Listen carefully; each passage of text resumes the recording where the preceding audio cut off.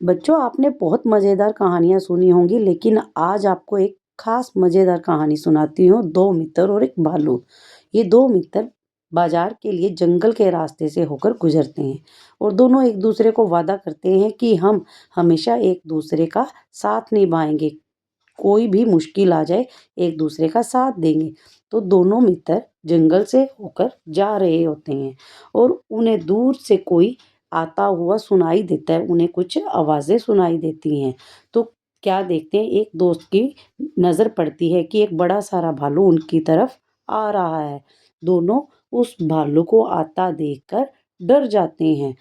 एक मित्र को उनमें से पेड़ पर चढ़ना आता है और दूसरे को नहीं आता, तो दूसरा मित्र जो खड़ा रह जाता है, वह भालू की तरफ देखता रह जाता है और पहले वाला मित्र पेड़ पर चढ़ जाता है और जिसको चढ़ना नहीं आता वो एकदम से धरती पर लेट जाता है, क्योंकि उसे याद आता है कि भालू मरे हुए को खाता नहीं। इसलिए वह अपनी सांस रोककर धरती पर लेट जाता है। भालू कुछ देर उसको ऐसे देखता है अच्छे से और फिर उसको सूंघता है। सूंघकर उसको लगता है कि यह तो मरा हुआ है। उसे मरा हुआ जानकर भालू वापिस चला जाता है और वह मित्र ऊपर से सब कुछ देख रहा होता है और वो नीचे आता है और अपने मित्र को उठाता है कि उठो मित्र उठो। लेटा हुआ मित्र यह सब कुछ सुन रहा होता है और एकदम से खड़ा हो जाता है।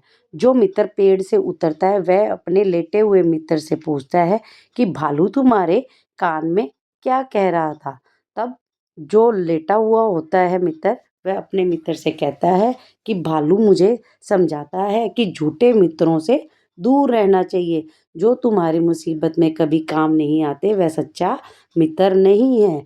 और दूसरे मित्र को अपनी इन हरकत पर शर्म आती है और वह अपने मित्र से माफ़ी माँगते हैं, क्योंकि उसे समझ आ जाती है कि उसने बहुत गलत किया है।